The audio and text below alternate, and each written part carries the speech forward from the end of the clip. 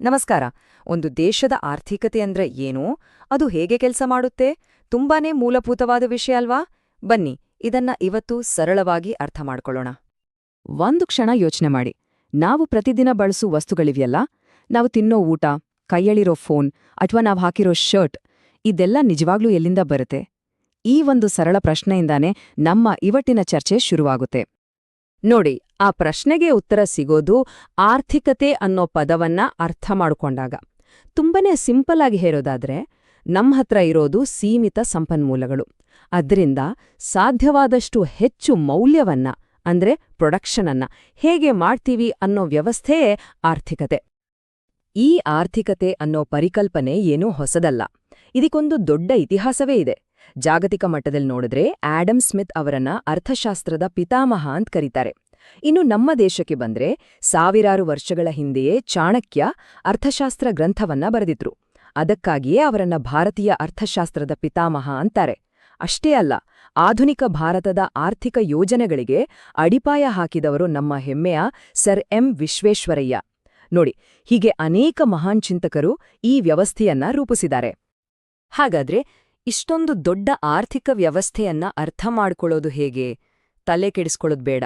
ಇದನ್ನ ಸುಲಭವಾಗಿ ಅರ್ಥ ಮಾಡ್ಕೊಳ್ಳಕ್ಕೆ ಆರ್ಥಿಕ ಚಟುವಟಿಕೆಗಳನ್ನ 3 ಮುಖ್ಯ ಕ್ಷೇತ್ರಗಳಾಗಿ ಅಂದ್ರೆ ಸೆಕ್ಟರ್ಸ್ ಆಗಿ ವಿಂಗಡಣೆ ಮಾಡಿದ್ದಾರೆ. ಈ 3 ಕ್ಷೇತ್ರಗಳು ಒಂದು ರೀತಿಯಲ್ಲಿ ಒಂದು ವಸ್ತುವಿನ ಪಯಣವನ್ನೇ ಹೇಳುತ್ತೆ. ನೋಡಿ, ಮೊದಲನೇದು ಪ್ರಾಥಮಿಕ ಕ್ಷೇತ್ರ ಅಂದ್ರೆ ಪ್ರೈಮರಿ ಸೆಕ್ಟರ್. ಇದು ಪ್ರಕೃತಿಯಿಂದ ಕಚ್ಚಾ ವಸ್ತುಗಳನ್ನ ಅಂದ್ರೆ ರಾ ಮೆಟೀರಿಯಲ್ಸ್ ಅನ್ನ ಪಡೆಯುತ್ತೆ. ಎರಡನೇದು ದ್ವಿತೀಯಕ ಕ್ಷೇತ್ರ ಅಥವಾ ಸೆಕೆಂಡರಿ ಸೆಕ್ಟರ್. ಇದು ಆ ಕಚ್ಚಾ ವಸ್ತುಗಳನ್ನ ಬಳಸ್ಕೊಂಡು ನಮಗೆ ಬೇಕಾದ ವಸ್ತುಗಳನ್ನಾಗಿ ಮಾಡುತ್ತೆ. ಕೊನೆಯದಾಗಿ ಮೂರನೇದು ತೃತೀಯ ಕ್ಷೇತ್ರ ಅಂದ್ರೆ ಟರ್ಷಿಯರಿ ಸೆಕ್ಟರ್.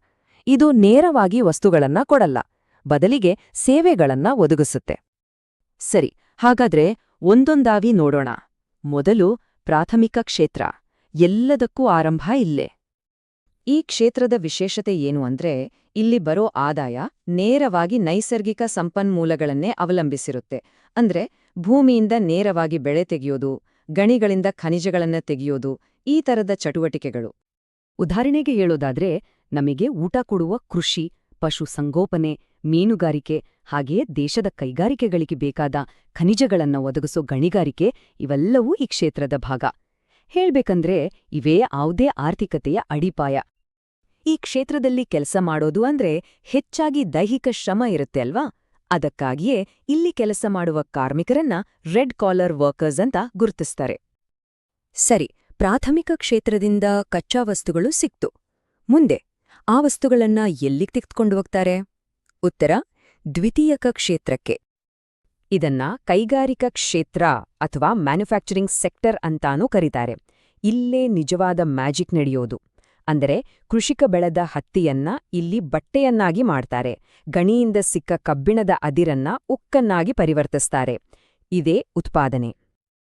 ಇದರಲ್ಲಿ ಸಣ್ಣ ಸಣ್ಣ ಫ್ಯಾಕ್ಟರಿಗಳಿಂದ ಹಿಡಿದು ದೇಶಕ್ಕೆ ವಿದ್ಯುತ್ ಕೊಡುವ ಬೃಹತ್ ಪ್ಲಾಂಟ್ಗಳವರೆಗೆ, ಕಬ್ಬಿಣ ಮತ್ತು ಉಕ್ಕಿನಂತಹ ದೊಡ್ಡ ದೊಡ್ಡ ಇಂಡಸ್ಟ್ರಿಗಳವರೆಗೆ ಎಲ್ಲವೂ ಸೇರುತ್ತೆ.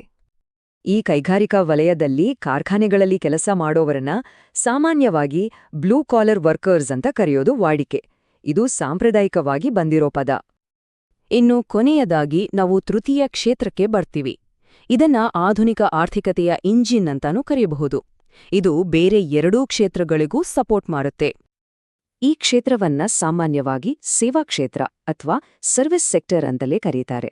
ಇಲ್ಲಿ ಗಮನಿಸಬೇಕಾದ ಮುಖ್ಯವಾದ ಅಂಶ ಏನಂದ್ರೆ, ಇಲ್ಲಿ ಯಾವುದೇ ವಸ್ತುಗಳನ್ನ ತಯಾರಿಸಲ್ಲ, ಬದಲಾಗಿ ಜನರಿಗೆ ಮತ್ತು ಬಿಸ್ನೆಸ್ಗಳಿಗೆ ಬೇಕಾದ ಸೇವೆಗಳನ್ನ ಒದಗಿಸಲಾಗುತ್ತೆ. ನಾವು ದಿನನಿತ್ಯ ಬಳಸೋ ಎಷ್ಟೊಂದು ವಿಷಯಗಳು ಇದ್ರಲ್ಲೇ ಬರುತ್ತೆ ನೋಡಿ. ನಾವು ಪ್ರಯಾಣಿಸೋ ಬಸ್ಸು, ಟ್ರೇನು, ದುಡ್ಡಿಡೋ ಬ್ಯಾಂಕ್ಗಳು, ನಮ್ಗೆ ಪಾಠ ಹೇಳೋ ಶಾಲೆಗಳು, ಆರೋಗ್ಯ ಕಾಪಾಡೋ ಆಸ್ಪತ್ರೆಗಳು, ಅಷ್ಟೇ ಯಾಕೆ ಐಟಿ ಕಂಪನಿಗಳು, ಇವೆಲ್ಲವೂ ಸೇವಾ ಕ್ಷೇತ್ರದ ಭಾಗವೇ. ಇಲ್ಲಿ ಶಿಕ್ಷಕರು, ವೈದ್ಯರು, ಇಂಜಿನಿಯರ್ಗಳು ಹೀಗೆ ಲಕ್ಷಾಂತರ ಜನ ಕೆಲಸ ಮಾಡ್ತಾರೆ. ಈ ಸೇವಾ ವಲಯದಲ್ಲಿ ಹೆಚ್ಚಾಗಿ ಕಚೇರಿಗಳಲ್ಲಿ ಕೆಲಸ ಮಾಡುವ ವೃತ್ತಿಪರರನ್ನ ವೈಟ್ ಕಾಲರ್ ವರ್ಕರ್ಸ್ ಅಂತ ಕರೆಯುತ್ತಾರೆ. ಸರಿ, ಇಲ್ಲಿಯವರೆಗೆ ಈ 3 ಕ್ಷೇತ್ರಗಳ ಬಗ್ಗೆ ತಿಳ್ಕೊಂಡ್ವಿ. ಇದಕ್ಕೂ ಭಾರತದ ಆರ್ಥಿಕತೆಗೂ ಏನ್ ಸಂಬಂಧ? ಇದು ನಮ್ಗೆ ಯಾಕೆ ಮುಖ್ಯ? ಬನ್ನಿ ಈಗ ಅದನ್ನ ನೋಡೋಣ. 2011ರ ಜನಗಣತಿಯ ಪ್ರಕಾರ ಒಂದು ಅಚ್ಚರಿಯ ವಿಷಯ ಏನಂದ್ರೆ ನಮ್ಮ ದೇಶದ ಒಟ್ಟು ಜನಸಂಖ್ಯೆಯ ಅರ್ಧಕ್ಕಿಂತ ಹೆಚ್ಚು ಅಂದ್ರೆ ಸುಮಾರು 54.6% ಜನರು ಪ್ರಾಥಮಿಕ ವಲಯದಲ್ಲೇ ಕೆಲಸ ಮಾಡ್ತಿದ್ರು, ಮುಖ್ಯವಾಗಿ ಕೃಷಿಯಲ್ಲಿ. ಆದ್ರೆ ಇವತ್ತಿನ ಪರಿಸ್ಥಿತಿಯನ್ನ ನೋಡಿ. ದೇಶದ ಒಟ್ಟು ಆದಾಯ ಅಂದ್ರೆ ಜಿಡಿಪಿಗೆ ಅತಿ ಹೆಚ್ಚು ಕೊಡುಗೆ ಕೊಡ್ತಿರೋದು ಸೇವಾ ವಲಯ, ಸುಮಾರು 55%ರಷ್ಟು. ಅತಿ ಹೆಚ್ಚು ಜನ ಕೆಲಸ ಮಾಡೋ ಪ್ರಾಥಮಿಕ ವಲಯದ ಕೊಡುಗೆ ಕೇವಲ 20%ಗಿಂತ ಕಡಿಮೆ. ಇದೊಂದು ದೊಡ್ಡ ಕಾಂಟ್ರಾಸ್ಟ್ ಅಲ್ವಾ? ಇದು ಆರ್ಥಿಕ ಅಭಿವೃದ್ಧಿಯ ಒಂದು ಬಹಳ ಮುಖ್ಯವಾದ ಮಾದರಿಯನ್ನ ತೋರಿಸುತ್ತೆ. ಯಾವುದೇ ದೇಶ ಅಭಿವೃದ್ಧಿ ಹೊಂದಿದಂತೆ ಅಲ್ಲಿನ ಜನರು ಕೃಷಿಯನ್ನೇ ಅವಲಂಬಿಸುವುದನ್ನ ಬಿಟ್ಟು ನಿಧಾನವಾಗಿ ಸೇವಾ ಕ್ಷೇತ್ರದ ಕಡೆಗೆ ಸಾಕ್ತಾರೆ. ಇದೊಂದು ಜಾಗತಿಕ ಟ್ರೆಂಡ್. ಇದೆಲ್ಲ ನಮ್ಮಲ್ಲ ಒಂದು ಕೊನೆಯ ಆದರೆ ಬಹಳ ಮುಖ್ಯವಾದ ಪ್ರಶ್ನೆಗೆ ತಂದು ನಿಲ್ಲಿಸುತ್ತೆ. ಭಾರತ ಕೃಷಿ ಪ್ರಧಾನ ದೇಶದಿಂದ ಸೇವಾ ಪ್ರಧಾನ ದೇಶವಾಗಿ ವೇಗವಾಗಿ ಬದಲಾಗಿದೆ. ಹಾಗಾದರೆ ಈ ಸೇವಾ ಕ್ಷೇತ್ರದ ನಂತರ ನಮ್ಮ ಮುಂದಿರುವ ಮುಂದಿನ ದೊಡ್ಡ ಆರ್ಥಿಕ ಕ್ರಾಂತಿ ಯಾವುದು? ಯೋಚಿಸಬೇಕಾದ ವಿಷಯ. ಒಂದು ದೇಶದ ಎಕಾನಮಿ ಅಂದ್ರೆ ಏನು? ಅದು ಹೇಗೆ ಕೆಲಸ ಮಾಡುತ್ತೆ? ಕೇಳೋಕೆದು ದೊಡ್ಡ ಪ್ರಶ್ನೆ ಅನಿಸ್ಬಹುದಲ್ವಾ? ಬನ್ನಿ, ಈ ವಿಶ್ಲೇಷಣೆಯಲ್ಲಿ ಇದನ್ನು ತುಂಬಾನೇ ಸರಳವಾಗಿ ಅರ್ಥ ಮಾಡ್ಕೊಳ್ಳೋಣ. ನಮ್ಮ ಕೆಲಸದಿಂದ ಹಿಡಿದು ಇಡೀ ಜಗತ್ತಿನ ಸಿಸ್ಟಮ್ಗಳವರೆಗೆ ಒಂದೊಂದಾಗಿ ನೋಡೋಣ. ದೊಡ್ಡ ದೊಡ್ಡ ಥಿಯರಿಗಳೆಲ್ಲ ಆಮೇಲೆ, ಮೊದಲು ನಮ್ಮೆಲ್ಲರಿಗೂ ಸಂಬಂಧಪಟ್ಟ ಒಂದು ಸಿಂಪಲ್ ಪ್ರಶ್ನೆಯಿಂದ ಶುರು ಮಾಡೋಣ. ಈ ಪ್ರಶ್ನೆಗೆ ಉತ್ತರದಲ್ಲೇ ಎಕನಾಮಿಯ ಒಂದು ಮುಖ್ಯವಾದ ಭಾಗ ನಮಗೆ ಗೊತ್ತಾಗುತ್ತೆ. ಸರಿ, ಇವತ್ತಿನ ನಮ್ಮ ಚರ್ಚೆಯಲ್ಲಿ 4 ಮುಖ್ಯ ಹಂತಗಳಿವೆ. ಮೊದಲು ಕೆಲಸದ ಬಗ್ಗೆ ಮಾತಾಡೋಣ. ಆಮೇಲೆ ಆ ಕೆಲಸಗಳನ್ನು ಯಾರು ಕಂಟ್ರೋಲ್ ಮಾಡ್ತಾರೆ ಅಂತ ನೋಡೋಣ. ಅದಾದ್ಮೇಲೆ ಯಾವುದೇ ಒಂದು ಬಿಸ್ನೆಸ್ ಶುರು ಮಾಡಕ್ಕೆ ಏನೆಲ್ಲ ಬೇಕು ಅಂತ ತಿಳ್ಕೊಂಡು ಕೊನೆಗೆ ದೊಡ್ಡ ದೇಶಗಳೆಲ್ಲ ತಮ್ಮ ಎಕನಾಮಿಯನ್ನ ಹೇಗೆ ನಡೆಸ್ತವೆ ಅಂತ ಗಮನಿಸೋಣ. ಸರಿ, ಹಾಗಾದ್ರೆ ಮೊದಲನೇ ಭಾಗಕ್ಕೆ ಹೋಗೋಣ. ಕೆಲಸದ ಪ್ರಪಂಚ. ಇಲ್ಲಿ ಕೆಲಸಗಳನ್ನು ಅವುಗಳ ಸ್ಟ್ರಕ್ಚರ್ ಮೇಲೆ ಹೇಗೆ ಡಿವೈಡ್ ಮಾಡ್ತಾರೆ ಅಂತ ನೋಡೋಣ. ಈ ಎರಡರ ನಡುವೆ ಇರೋ ಅತಿದೊಡ್ಡ ವ್ಯತ್ಯಾಸ ಅಂದ್ರೆ ನಿಶ್ಚಿತತೆ, ಅಂದ್ರೆ ಸರ್ಟನಿಟಿ. ಸಂಘಟಿತ ವಲಯದಲ್ಲಿ ಕೆಲ್ಸದ ರೂಲ್ಸ್, ಟೈಮಿಂಗ್ಸ್, ಸ್ಯಾಲರಿ ಎಲ್ಲವೂ ಪಕ್ಕಾ ಇರತ್ತೆ, ಒಂದ್ ರೀತಿ ಸೆಕ್ಯೂರಿಟಿ ಇರತ್ತೆ. ಆದ್ರೆ ಅಸಂಘಟಿತ ವಲಯದಲ್ಲಿ ಯಾವುದೂ ಕೂಡ ಗ್ಯಾರಂಟಿ ಇರಲ್ಲ, ಎಲ್ಲವೂ ಅನಿಶ್ಚಿತ. ಉದಾಹರಣೆ ನೋಡಿದ್ರೆ ಇನ್ನೂ ಚೆನ್ನಾಗಿ ಅರ್ಥ ಆಗುತ್ತೆ ನೋಡಿ. ಸರ್ಕಾರಿ ಕೆಲ್ಸ, ದೊಡ್ಡ ದೊಡ್ಡ ಕಂಪನಿಗಳೆಲ್ಲ ಸಂಘಟಿತ ವಲಯಕ್ಕೆ ಸೇರಿದ್ರೆ, ಚಿಕ್ಕ ಅಂಗಡಿಗಳು, ನಮ್ಮ ಕೃಷಿ ಇದೆಲ್ಲ ಅಸಂಘಟಿತ ವಲಯದಲ್ಲಿ ಬರುತ್ತೆ. ಇಲ್ಲಿ ಒಂದು ಮುಖ್ಯವಾದ ಪಾಯಿಂಟ್ ಏನಂದ್ರೆ, ನಮ್ಮ ದೇಶದಲ್ಲಿ ರೈಲ್ವೇಸ್ ಮತ್ತೆ ಆರ್ಮಿ ಇವೆರಡೂ ಅತಿ ದೊಡ್ಡ ಸಂಘಟಿತ ಉದ್ಯೋಗದಾತರು. ಸರಿ, ಕೆಲ್ಸದ ಬಗ್ಗೆ ನೋಡಿದ್ವಿ. ಈಗ ಒಂದು ಸ್ಟೆಪ್ ಮುಂದೆ ಹೋಗಿ ಈ ಬಿಸ್ನೆಸ್ಗಳ ಮಾಲೀಕರು ಯಾರು, ಅದನ್ನ ಯಾರು ಕಂಟ್ರೋಲ್ ಮಾಡ್ತಾರೆ ಅಂತ ನೋಡೋಣ. ಮೊದಲನೇದಾಗಿ ಖಾಸಗಿ ವಲಯ ಅಂದ್ರೆ ಪ್ರೈವೇಟ್ ಸೆಕ್ಟರ್. ಇದು ನಮ್ಗೆಲ್ಲ ಚೆನ್ನಾಗಿ ಗೊತ್ತಿರೋದು. ಇಲ್ಲಿ ಕಂಪನಿಯ ಸಂಪೂರ್ಣ ಕಂಟ್ರೋಲ್ ಒಬ್ಬ ವ್ಯಕ್ತಿ ಅಥವಾ ಒಂದು ಗ್ರೂಪ್ ಕೈಯಲ್ಲಿರುತ್ತೆ. ಅವರ ಒಂದೇ ಒಂದು ಗುರಿ, ಲಾಭ ಮಾಡೋದು ಅಷ್ಟೇ. ಇಲ್ಲಿ ಒಂದು ತುಂಬಾನೇ ಇಂಟ್ರೆಸ್ಟಿಂಗ್ ವಿಷಯ ಇದೆ. ಭಾರತದ ಅತಿ ದೊಡ್ಡ ಪ್ರೈವೇಟ್ ಕಂಪನಿ ಯಾವುದು ಅಂತ ಕೇಳಿದ್ರೆ ಉತ್ತರ ಒಂದೇ ಇಲ್ಲ. ಯಾಕಂದ್ರೆ ನಾವು ಕಂಪನಿಯ ಒಟ್ಟು ಮೌಲ್ಯ ಅಂದ್ರೆ ಕ್ಯಾಪಿಟಲ್ ಆಧಾರದ ಮೇಲೆ ನೋಡಿದ್ರೆ ರಿಲಯನ್ಸ್ ನಂಬರ್ 1. ಅದೇ ದೇಶಕ್ಕೆ ಯಾರು ಹೆಚ್ಚು ಟ್ಯಾಕ್ಸ್ ಕಟ್ತಾರೆ ಅನ್ನೋ ಲೆಕ್ಕದಲ್ಲಿ ನೋಡಿದ್ರೆ ಟಾಟಾ ಗ್ರೂಪ್ ದೊಡ್ಡದು. ನೋಡಿ, ದೊಡ್ಡದು ಅನ್ನೋದನ್ನ ನಾವು ಹೇಗೆ ಅಳಿತೀವಿ ಅನ್ನೋದ್ರ ಮೇಲೆ ಉತ್ತರ ಬದಲಾಗತ್ತೆ. ಪ್ರೈವೇಟ್ ಸೆಕ್ಟರ್ಗೆ ತದ್ವಿರುದ್ಧವಾಗಿರೋದು ಸಾರ್ವಜನಿಕ ವಲಯ ಅಂದ್ರೆ ಪಬ್ಲಿಕ್ ಸೆಕ್ಟರ್. ಇಲ್ಲಿ ಮಾಲೀಕರ್ಯಾರು? ಸರ್ಕಾರ. ಕಂಟ್ರೋಲ್ ಕೂಡ ಸರ್ಕಾರದ ಕೈಯಲ್ಲೇ ಇರುತ್ತೆ.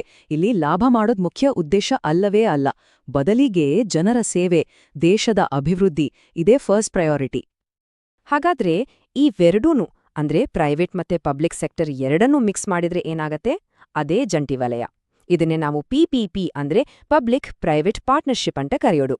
ಸರ್ಕಾರದ ಕಂಟ್ರೋಲ್ ಇರುತ್ತೆ, ಜೊತೆಗೆ ಪ್ರೈವೇಟ್ ಕಂಪನಿಗಳ ಸ್ಪೀಡ್ ಮತ್ತೆ ಎಫಿಷಿಯನ್ಸಿ ಎರಡನ್ನೂ ಬಳಸ್ಕೊಂಡು ದೊಡ್ಡ ದೊಡ್ಡ ಪ್ರಾಜೆಕ್ಟ್ಗಳನ್ನ ಮಾಡ್ತಾರೆ. ಕೊನೆಯದಾಗಿ ಸಹಕಾರಿ ವಲಯ. ಇದು ಒಂದು ಸ್ಪೆಷಲ್ ಮಾಡೆಲ್. ಇಲ್ಲಿ ಕಂಪನಿಗೆ ಒಬ್ಬ ಮಾಲೀಕ ಇರಲ್ಲ, ಬದಲಿಗೆ ಅದರ ಸದಸ್ಯರೇ ಮಾಲೀಕರು. ಉದಾಹರಣೆಗೆ ಹೈನುಗಾರರು ಅಥವಾ ಗ್ರಾಹಕರು. ಇಲ್ಲಿ ಲಾಭಕ್ಕಿಂತ ಹೆಚ್ಚಾಗಿ ಸದಸ್ಯರ ಮತ್ತು ಸಮಾಜದ ಒಳ್ಳೆಯದಕ್ಕೆ ಹೆಚ್ಚು ಪ್ರಾಮುಖ್ಯತೆ ಇರತ್ತೆ. ಸರ್ಕಾರ ಕೂಡ ಇದಕ್ಕೆ ಗೈಡೆನ್ಸ್ ಕೊಡತ್ತೆ. ಈ ಸಹಕಾರಿ ಮಾಡೆಲ್ ಎಷ್ಟು ಪವರ್ಫುಲ್ ಅನ್ನೋದಕ್ಕೆ ನಮ್ಮ ದೇಶದಲ್ಲೇ ಒಂದು ಅದ್ಭುತ ಉದಾಹರಣೆ ಇದೆ. ಅದುವೇ ಅಮೂಲ್. ಇದು ಬರೀ ಒಂದು ಬ್ರ್ಯಾಂಡ್ ಅಲ್ಲ, ಇದೊಂದು ಕ್ರಾಂತಿ. 1946ರಲ್ಲಿ ಡಾಕ್ಟರ್ ವರ್ಗೀಸ್ ಕುರಿಯನ್ ಅವರ ನೇತೃತ್ವದಲ್ಲಿ ಶುರುವಾದ ಈ ಸಹಕಾರಿ ಚಳುವಳಿ ಲಕ್ಷಾಂತರ ಹೈನುಗಾರರ ಜೀವನವನ್ನೇ ಬದಲಾಯಿಸಿತು. ಅದಕ್ಕೆ ಅವರನ್ನು ಭಾರತದ ಶ್ವೇತಕ್ರಾಂತಿಯ ಪಿತಾಮಹ ಅಂತ ಕರೆಯೋದು. ಈ ವಲಯ ಎಷ್ಟು ಮುಖ್ಯ ಅನ್ನೋದಕ್ಕೆ ಇತ್ತೀಚಿನ ಒಂದು ಬೆಳವಣಿಗೆಯನ್ನೇ ನೋಡಬಹುದು. 2021ರಲ್ಲಿ ಭಾರತ ಸರ್ಕಾರ ಇದಕ್ಕಾಗಿಯೇ ಒಂದು ಹೊಸ ಸಚಿವಾಲಯವನ್ನೇ ಶುರು ಮಾಡಿದೆ. ಅದೇ ಸಹಕಾರ ಸಚಿವಾಲಯ. ಇದರಿಂದ ಸಹಕಾರಿ ಸಂಸ್ಥೆಗಳಿಗೆ ಇನ್ನಷ್ಟು ಬಲ ಬಂದ ಹಾಗಾಗಿದೆ. ಸರಿ, ಈಗ ನಾವು 3ನೇ ಭಾಗಕ್ಕೆ ಬಂದಿದ್ದೇವೆ. ಅದು ಉತ್ಪಾದನೆಯ ಅಂಶಗಳು. ಒಂದು ಬಿಸ್ನೆಸ್ ಪ್ರೈವೇಟ್ ಆಗಿರ್ಲಿ, ಪಬ್ಲಿಕ್ ಆಗಿರ್ಲಿ ಅಥವಾ ಕೋಆಪರೇಟಿವ್ ಆಗಿರ್ಲಿ, ಏನನ್ನಾದ್ರೂ ಉತ್ಪಾದನೆ ಮಾಡಬೇಕು ಅಂದ್ರೆ ಅದಕ್ಕೊಂದು ಫಾರ್ಮ್ಯುಲಾ ಇದೆ, ಒಂದು ರೆಸಿಪಿ ಇದೆ. ಅದು ಏನು ಅಂತ ನೋಡೋಣ. ಯಾವುದೇ ಒಂದು ಆರ್ಥಿಕ ಚಟುವಟಿಕೆ ನಡಿಬೇಕು ಅಂದ್ರೆ ಈ 4 ಅಂಶಗಳು ಬೇಕೇ ಬೇಕು.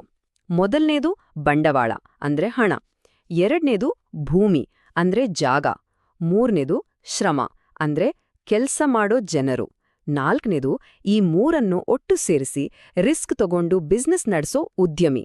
ಇವಿಷ್ಟು ಸೇರಿದ್ರೇನೆ ಒಂದು ಉತ್ಪಾದನೆ ಸಾಧ್ಯ. ಇದೇ ನಮ್ಮ 4ನೇ ಮತ್ತು ಕೊನೆಯ ಭಾಗ. ಇಲ್ಲಿಯವರೆಗೂ ನಾವು ಕಲಿತ ಚಿಕ್ಕ ಚಿಕ್ಕ ಕಾನ್ಸೆಪ್ಟ್ಗಳನ್ನೆಲ್ಲ ಒಟ್ಟು ಸೇರಿಸಿ ಇಡೀ ದೇಶಗಳು ತಮ್ಮ ಎಕಾನಮಿಯನ್ನ ಹೇಗೆ ಸಂಘಟಿಸ್ತವೆ ಅನ್ನೋ ದೊಡ್ಡ ಚಿತ್ರಣವನ್ನ ನೋಡೋಣ. ಜಗತ್ತಿನ ಆರ್ಥಿಕತೆಗಳನ್ನ ನಾವು 3 ಮುಖ್ಯ ವಿಧಗಳಾಗಿ ನೋಡಬಹುದು. ಮೊದಲನೇದು ಬಂಡವಾಳಶಾಹಿ ಅಂದ್ರೆ ಕ್ಯಾಪಿಟಲಿಸ್ಟ್. ಇಲ್ಲಿ ಪ್ರೈವೇಟ್ ಕಂಪನಿಗಳಿಗೆ ಫುಲ್ ಫ್ರೀಡಮ್, ಎಲ್ಲವನ್ನೂ ಮಾರ್ಕೆಟೇ ಡಿಸೈಡ್ ಮಾಡುತ್ತೆ. 2ನೇದು ಸಮಾಜವಾದಿ ಅಂದ್ರೆ ಸೋಷಿಯಲಿಸ್ಟ್. ಇಲ್ಲಿ ಸರ್ಕಾರದ ಕಂಟ್ರೋಲ್ ಜಾಸ್ತಿ.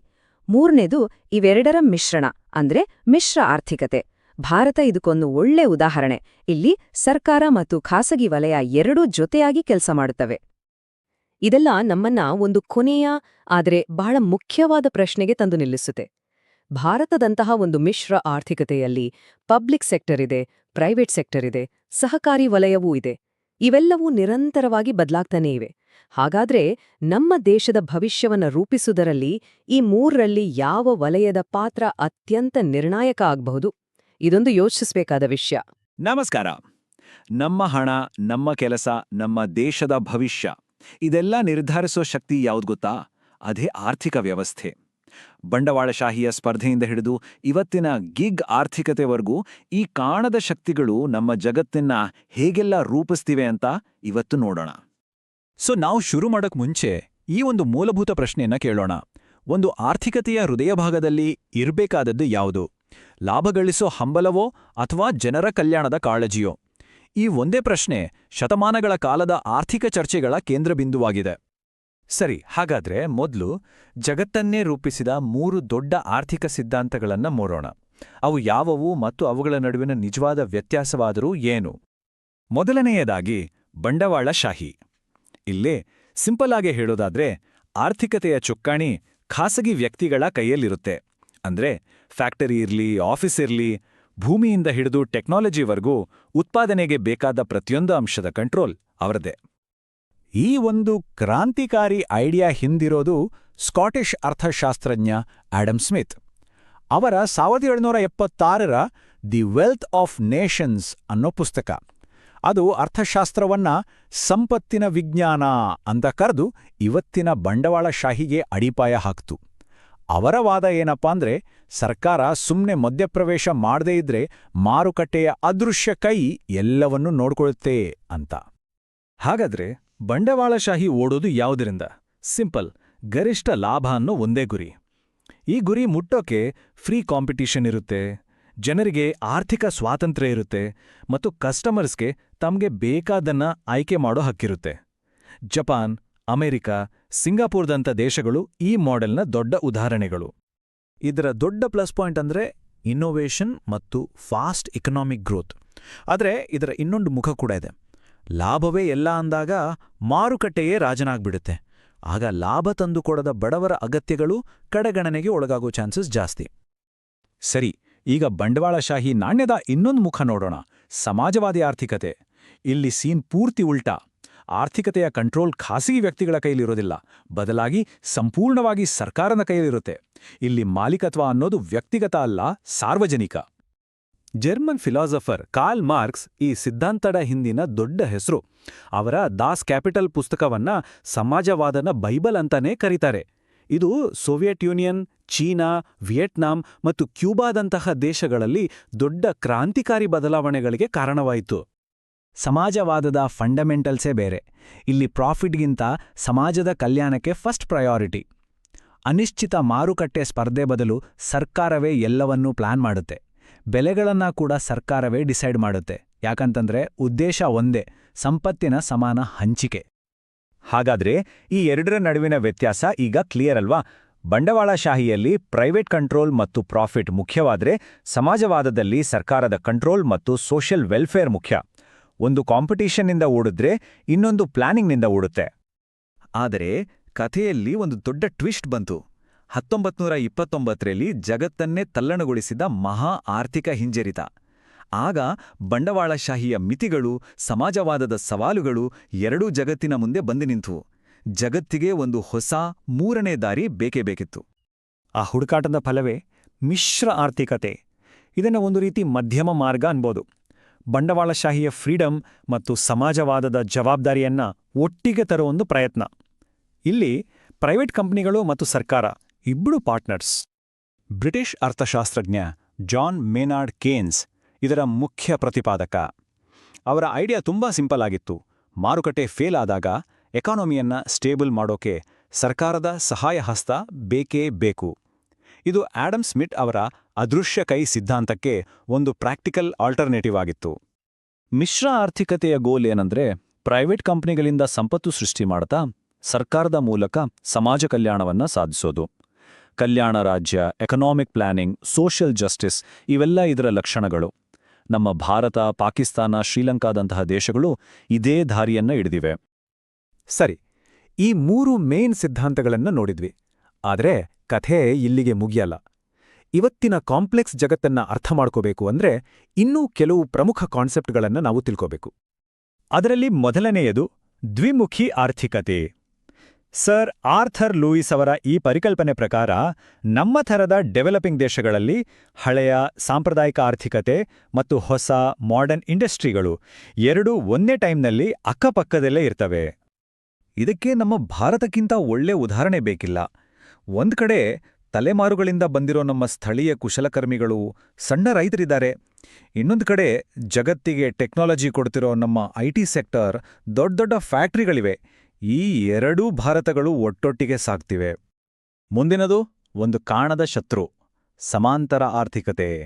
ಇದು ಕಪ್ಪು ಹಣದಿಂದ ಹುಟ್ಟಿಕೊಂಡ ಒಂದು ನೆರಳಿನ ಆರ್ಥಿಕತೆ.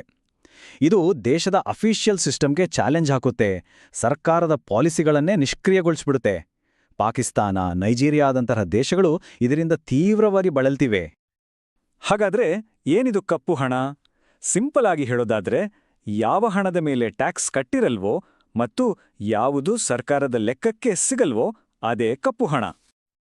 ಇಲ್ಲಿವರೆಗೂ ನಾವು ಆರ್ಥಿಕತೆಯ ಫ್ರೇಮ್ವರ್ಕ್ ಬಗ್ಗೆ ಮಾತಾಡಿದ್ವಿ. ಈಗ ನಮ್ಮ ಕಾಲದ ರಿಯಾಲಿಟಿಗೆ ಬರೋಣ. ಇವತ್ತಿನ ಟೆಕ್ನಾಲಜಿ ನಮ್ಮ ಕೆಲಸ ಮಾಡೋ ರೀತಿಯನ್ನೇ ಹೇಗೆ ಬದಲಾಯಿಸ್ತಿದೆ ಅನ್ನೋದನ್ನ ನೋಡೋಣ. ಈ ಹೊಸ ಲ್ಯಾಂಡ್ಸ್ಕೇಪ್ನ ಕೇಂದ್ರ ಬಿಂದು ಗಿಗ್ ಎಕಾನಮಿ. ಇಲ್ಲಿ ಟ್ರೆಡಿಷನಲ್ 9 to 5 ಜಾಬ್ಗಳ ಬದಲು ಚಿಕ್ಕ ಚಿಕ್ಕ ಟೆಂಪ್ರರಿ ಕೆಲಸಗಳು ಅಂದ್ರೆ ಗಿಗ್ಗಳು ಜಾಸ್ತಿ. ಕಂಪನಿಗಳು ಫುಲ್ ಟೈಮ್ ನೌಕರರನ್ನ ಇಟ್ಕೊಳ್ಳೋ ಬದಲು ಫ್ರೀಲ್ಯಾನ್ಸರ್ ಜೊತೆ ಪ್ರಾಜೆಕ್ಟ್ಗೆ ಅಂತ ಒಪ್ಪಂದ ಮಾಡ್ಕೊಳ್ತವೆ. ನಾವು ದಿನ ಬಳಸೋ ಊಬರ್, ಝೊಮ್ಯಾಟೊ, ಸ್ವಿಗ್ಗಿ ಇವೆಲ್ಲ ಇದಕ್ಕೆ ಪರ್ಫೆಕ್ಟ್ ಎಕ್ಸಾಂಪಲ್ಸ್. ಇಲ್ಲಿ ಡ್ರೈವರ್ಗಳು, ಡೆಲಿವರಿ ಪಾರ್ಟ್ನರ್ಗಳು ಎಲ್ಲರೂ ಇಂಡಿಪೆಂಡೆಂಟ್ ಆಗಿ ಕೆಲಸ ಮಾಡ್ತಾರೆ. ಅಷ್ಟೇ ಅಲ್ಲ, ಫ್ರೀಲ್ಯಾನ್ಸ್ ರೈಟರ್ಸ್, ಡಿಸೈನರ್ಸ್, ಕನ್ಸಲ್ಟೆಂಟ್ಸ್ ಕೂಡ ಈ ಬೆಳೀತಾ ಇರೋ ಆರ್ಥಿಕತೆಯ ದೊಡ್ಡ ಭಾಗ. ಕೊನೆಯದಾಗಿ ಅಭಿವೃದ್ಧಿ ಹೊಂದಿದ ಆರ್ಥಿಕತೆ ಅಂದ್ರೆ ಏನು ಅಂತ ನೋಡೋಣ. ಅಮೆರಿಕ, ಬ್ರಿಟನ್, ಜಪಾನ್, ಜರ್ಮನಿಯಂತಹ ದೇಶಗಳನ್ನ ಈ ಕ್ಯಾಟಗರಿಗೆ ಸೇರಿಸ್ತಾರೆ. ಯಾಕಂದ್ರೆ ಇಲ್ಲಿ ರಾಷ್ಟ್ರೀಯ ಆದಾಯ, ತಲಾ ಆದಾಯ ಎಲ್ಲವೂ ಹೆಚ್ಚಿರುತ್ತೆ ಮತ್ತು ಜನರ ಜೀವನದ ಗುಣಮಟ್ಟ ಕೂಡ ಚೆನ್ನಾಗಿರುತ್ತೆ. ಇದೆಲ್ಲ ನಮ್ಮನ್ನ ಒಂದು ಮುಖ್ಯವಾದ ಪ್ರಶ್ನೆ ಮುಂದೆ ನಿಲ್ಲಿಸುತ್ತೆ. ಗಿಗ್ ಎಕಾನಮಿ ಬೆಳೀತದೆ, ಕೆಲ್ಸ ಅನ್ನೋ ಪದದ ಅರ್ಥವನ್ನೇ ಬದಲಾಯಿಸ್ತದೆ. ಹಾಗಾದ್ರೆ ಈ ಹೊಸ ರಿಯಾಲಿಟಿಯಲ್ಲಿ ಭವಿಷ್ಯದ ಅಭಿವೃದ್ಧಿ ಹೊಂದಿದ ಆರ್ಥಿಕತೆಯ ಚಿತ್ರಣ ಹೇಗಿರ್ಬೋದು? ಇದು ನಾವೆಲ್ಲ ಯೋಚಿಸಬೇಕಾದ ಸಮಯ. ನಮ್ಮ ಜಗತ್ತು ಆರ್ಥಿಕವಾಗಿ ನೋಡಿದ್ರೆ ತುಂಬಾನೇ ಕಾಂಪ್ಲೆಕ್ಸ್ ಅನ್ಸತ್ತೆ ಅಲ್ವಾ? ಇದನ್ನ ಸರಳವಾಗಿ ಅರ್ಥ ಮಾಡ್ಕೋಬೇಕು ಅಂದ್ರೆ ಮೊದ್ಲು ಬೇರೆ ಬೇರೆ ದೇಶಗಳನ್ನ ಹೇಗೆ ವಿಂಗಡಿಸ್ತಾರೆ ಅಂತ ನೋಡೋಣ ಬನ್ನಿ. ಒಂದು ತುಂಬಾ ಬೇಸಿಕ್ ಆದ ಪ್ರಶ್ನೆಯಿಂದ ಶುರು ಮಾಡೋಣ. ಯಾಕೆ ಕೆಲವು ದೇಶಗಳು ಅಷ್ಟೊಂದು ಶ್ರೀಮಂತವಾಗಿವೆ, ಆದ್ರೆ ಇನ್ನೂ ಕೆಲವು ದೇಶಗಳು ಯಾಕೆ ಇನ್ನೂ ಬಡತನದಲ್ಲೇ ಒದ್ದಾಡ್ತಿವೆ? ಇದು ನಮ್ಮೆಲ್ಲರಿಗೂ ಕಾಡೋ ಪ್ರಶ್ನೆನೇ ಅಲ್ವಾ? ನೋಡಿ, ಈ ಪ್ರಶ್ನೆಗೆ ಉತ್ತರ ಸಿಗೋದು ಆ ದೇಶಗಳ ಆರ್ಥಿಕತೆಯನ್ನ ನಾವು ಹೇಗೆ ವರ್ಗೀಕರಿಸ್ತೀವಿ ಅನ್ನೋದ್ರಲ್ಲೇ ಇದೆ. ಇದೇ ವರ್ಗೀಕರಣ ದೇಶಗಳ ನಡುವಿನ ಆರ್ಥಿಕ ವ್ಯತ್ಯಾಸಗಳನ್ನ ಅರ್ಥ ಮಾಡ್ಕೊಳ್ಳಕ್ಕೆ ನಮ್ಗೆ ಒಂದು ಫ್ರೇಮ್ವರ್ಕ್ ಕೊಡುತ್ತೆ. ಹಾಗಾದ್ರೆ ಆ ಫ್ರೇಮ್ವರ್ಕ್ ಹೇಗಿದೆ ಅಂತ ನೋಡೇ ಬಿಡೋಣ. ಮೊದಲನೇದಾಗಿ, ದೇಶಗಳನ್ನ ಅವುಗಳ ಇಂಟರ್ನಲ್ ಡೆವಲಪ್ಮೆಂಟ್ ಆಧಾರದ ಮೇಲೆ ವಿಂಗಡಣೆ ಮಾಡ್ತಾರೆ. ಇದಿದೆಯಲ್ಲ, ಇದು ಒಂದು ದೇಶದ ಎಕನಾಮಿಕ್ ಹೆಲ್ತ್ ಹೇಗಿದೆ ಅಂತ ಅಳೆಯೋಕೆ ಇರೋ ಒಂದು ಬಹಳ ಮುಖ್ಯವಾದ ವಿಧಾನ. ವರ್ಲ್ಡ್ ಬ್ಯಾಂಕ್ ಮತ್ತೆ ಯುನೈಟೆಡ್ ನೇಷನ್ಸ್ ಪ್ರಕಾರ ಅಲ್ಪಾಭಿವೃದ್ಧಿ ಹೊಂದಿದ ಆರ್ಥಿಕತೆ ಅಂದ್ರೆ ಅಲ್ಲಿ ಜನರ ತಲಾ ಆದಾಯ ಅಂದ್ರೆ ಪರ್ ಕ್ಯಾಪಿಟಾ ಇನ್ಕಮ್ ತುಂಬಾನೇ ಕಡಿಮೆ ಇರುತ್ತೆ. ಇದರ ಎಫೆಕ್ಟ್ ಏನಪ್ಪಾ ಅಂದ್ರೆ ಜೀವನದ ಗುಣಮಟ್ಟ ಕೆಳಗಿರುತ್ತೆ, ಒಳ್ಳೆ ಎಜುಕೇಷನ್, ಹೆಲ್ತ್ ಕೇರ್ ಸಿಗಲ್ಲ, ಮತ್ತೆ ಶ್ರೀಮಂತರು ಬಡವರ ನಡುವೆ ದೊಡ್ಡ ಅಂತರಾನೇ ಇರುತ್ತೆ. ಇದು ನಿಜಕ್ಕೂ ಒಂದು ಚಾಲೆಂಜಿಂಗ್ ಪರಿಸ್ಥಿತಿ. ಉದಾಹರಣೆ ಬೇಕು ಅಂದ್ರೆ ಬಾಂಗ್ಲಾದೇಶ್, ಅಫ್ಘಾನಿಸ್ತಾನ್, ಇಥಿಯೋಪಿಯಾ ಮತ್ತೆ ಕಾಂಬೋಡಿಯಾ ಈ ದೇಶಗಳೆಲ್ಲ ಇದೇ ಕ್ಯಾಟಗರಿಗೆ ಸೇರ್ತವೆ. ಇವೆಲ್ಲವೂ ಹೆಚ್ಚು ಕಡಿಮೆ ಒಂದೇ ತರದ ಎಕನಾಮಿಕ್ ಚಾಲೆಂಜಸ್ ಫೇಸ್ ಮಾಡ್ತಿವೆ. ಇದರ ನೆಕ್ಸ್ಟ್ ಸ್ಟೇಜಿಗೆ ಬಂದ್ರೆ ಅದುವೇ ಅಭಿವೃದ್ಧಿಶೀಲ ಆರ್ಥಿಕತೆ. ಇಲ್ಲಿ ಜನರ ತಲಾ ಆದಾಯ ಮೀಡಿಯಂ ಲೆವೆಲ್ನಲ್ಲಿರುತ್ತೆ ಮತ್ತೆ ಎಕಾನಮಿ ಕೂಡ ನಿರಂತರವಾಗಿ ಬೆಳವಣಿಗೆ ಆಗ್ತಾ ಇರುತ್ತೆ. ಇದನ್ನೊಂದು ಟ್ರಾನ್ಸಿಷನ್ ಫೇಸ್ ಅಂತಾನೂ ಕರೀಬೋದು, ಯಾಕಂದ್ರೆ ಇಲ್ಲಿ ಪ್ರೋಗ್ರೆಸ್ ಅನ್ನೋದು ಕ್ಲಿಯರ್ ಆಗಿ ಕಾಣಿಸುತ್ತೆ. ನಮ್ಮ Bharat, Brazil, Indonesia, south Africa ಈ ದೇಶಗಳೆಲ್ಲ ಇದಕ್ಕೆ ಬೆಸ್ಟ್ ಎಕ್ಸಾಂಪಲ್. ಇವು ಬರೀ ಡೆವಲಪ್ ಆಗ್ತಿರೋದು ಮಾತ್ರ ಅಲ್ಲ, ಗ್ಲೋಬಲ್ ಸ್ಟೇಜ್ನಲ್ಲಿ ದೊಡ್ಡ ಶಕ್ತಿಗಳಾಗಿ ಗುರುತಿಸ್ಕೊಳ್ತಿವೆ. ಹಾಗಾದ್ರೆ ಈ ಎರಡಕ್ಕೂ ಮೇನ್ ಡಿಫರೆನ್ಸ್ ಏನು? ನೋಡಿ, ಒಂದ್ ಕಡೆ ಪರ್ ಕ್ಯಾಪಿಟಾ ಇನ್ಕಮ್ ತುಂಬಾ ಕಡಿಮೆ ಇದ್ರೆ ಇನ್ನೊಂದ್ ಕಡೆ ಅದು ಮೀಡಿಯಂ ಲೆವೆಲ್ಗೆ ಬಂದಿರತ್ತೆ. ಇದು ಬರೀ ನಂಬರ್ಸ್ ಅಲ್ಲ, ಇದು ಜನರ ಲೈಫ್ ಸ್ಟೈಲ್, ಅವರಿಗೆ ಸಿಗುವ ಸೌಲಭ್ಯಗಳು ಮತ್ತೆ ಓವರಾಲ್ ಗ್ರೋತ್ನಲ್ಲಿ ಆಗುವ ಕ್ಲಿಯರ್ ಚೇಂಜ್. ಓಕೆ, ಇಲ್ಲಿವರೆಗೆ ಮಾತಾಡಿದ್ದು ದೇಶದೊಳಗಿನ ಡೆವಲಪ್ಮೆಂಟ್ ಬಗ್ಗೆ. ಆದ್ರೆ ಒಂದು ದೇಶದ ಎಕಾನಮಿಯನ್ನ ಅಳಿಯೋಕೆ ಇನ್ನೊಂದು ಇಂಪಾರ್ಟೆಂಟ್ ಮೆಥಡ್ ಇದೆ. ಅದೇನಪ್ಪಾ ಅಂದ್ರೆ ಆ ದೇಶ ಬೇರೆ ದೇಶಗಳ ಜೊತೆ ಹೇಗೆ ವ್ಯಾಪಾರ ಮಾಡುತ್ತೆ ಅನ್ನೋದು. ಇದರ ಆಧಾರದ ಮೇಲೆ ನಾವು ಎಕಾನಮಿಗಳನ್ನ ಮುಕ್ತ ಮತ್ತು ಬಂದ್ ಅಂತ ಡಿವೈಡ್ ಮಾಡ್ಬೋದು. ಮುಕ್ತ ಆರ್ಥಿಕತೆ ಅಥವಾ ಓಪನ್ ಎಕಾನಮಿ ಅಂದ್ರೆ ಇಂಟರ್ನ್ಯಾಷನಲ್ ಟ್ರೇಡ್ಗೆ ಯಾವುದೇ ರೀತಿಯ ನಿರ್ಬಂಧಗಳು ಇರೋದಿಲ್ಲ. ಅಂದ್ರೆ ಗೂಡ್ಸ್ ಮತ್ತೆ ಸರ್ವಿಸಸ್ ಇಂಪೋರ್ಟ್ ಎಕ್ಸ್ಪೋರ್ಟ್ ಮಾಡೋಕೆ ಫುಲ್ ಫ್ರೀಡಮ್ ಇರುತ್ತೆ. ದೇಶದ ಬಾರ್ಡರ್ಗಳು ಬಿಸ್ನೆಸ್ಗೆ ಓಪನ್ ಆಗಿರ್ತವೆ ಅಂತಾನೆ ಅರ್ಥ. ಹಾಗಿದ್ರೆ ಈ ಓಪನ್ ಎಕಾನಮಿಯಿಂದ ಲಾಭ ಏನು? ಜಸ್ಟ್ ಇಮ್ಯಾಜಿನ್ ಮಾಡಿ, ದೇಶದ ಗಡಿಗಳನ್ನ ವ್ಯಾಪಾರಕ್ಕೆ ಓಪನ್ ಮಾಡಿದಾಗ ಇಲ್ಲಿನ ಕಂಪನಿಗಳಿಗೆ ಇಡೀ ಪ್ರಪಂಚವೇ ಒಂದು ದೊಡ್ಡ ಮಾರ್ಕೆಟ್ ಆಗತ್ತೆ. ಇದ್ರಿಂದ ಇನ್ವೆಸ್ಟ್ಮೆಂಟ್ ಜಾಸ್ತಿ ಆಗತ್ತೆ, ಡೆವಲಪ್ಮೆಂಟ್ ಸ್ಪೀಡ್ ಆಗತ್ತೆ. ಅಷ್ಟೇ ಅಲ್ಲ, ಫಾರಿನ್ ಕಾಂಪಿಟೇಷನ್ ಇರೋದ್ರಿಂದ ನಮ್ಮ ದೇಶದ ಕಂಪನಿಗಳು ಕೂಡ ಹೆಚ್ಚು ಎಫಿಷಿಯೆಂಟ್ ಆಗಿ ಇನ್ನೋವೇಟಿವ್ ಆಗಿ ಕೆಲಸ ಮಾಡೋಕೆ ಶುರು ಮಾಡ್ತವೆ. ಆದ್ರೆ ನೋಡಿ, ಈ ಕ್ಲಾಸಿಫಿಕೇಶನ್ ಯಾವಾಗ್ಲೂ ಬ್ಲ್ಯಾಕ್ ಅಂಡ್ ವೈಟ್ ಆಗಿರಲ್ಲ. ನಮ್ಮ ಭಾರತವನ್ನೇ ನೋಡಿ, ಇದೊಂದು ರೆಗ್ಯುಲೇಟೆಡ್ ಓಪನ್ ಎಕಾನಮಿ. ಅಂದ್ರೆ ಟ್ರೇಡ್ ಮಾಡೋದಕ್ಕೆ ಫ್ರೀಡಮ್ ಇದೆ, ಆದ್ರೆ ದೇಶದ ಹಿತಾಸಕ್ತಿಗೋಸ್ಕರ ಕೆಲವು ಇಂಪಾರ್ಟೆಂಟ್ ಸೆಕ್ಟರ್ಗಳಲ್ಲಿ ಗವರ್ಮೆಂಟ್ ಕಂಟ್ರೋಲ್ ಕೂಡ ಇರುತ್ತೆ. ಇದು ಫ್ರೀಡಮ್ ಮತ್ತೆ ಸೆಕ್ಯೂರಿಟಿ ನಡುವೆ ಒಂದು ಬ್ಯಾಲೆನ್ಸ್ ಇದ್ದ ಹಾಗೆ.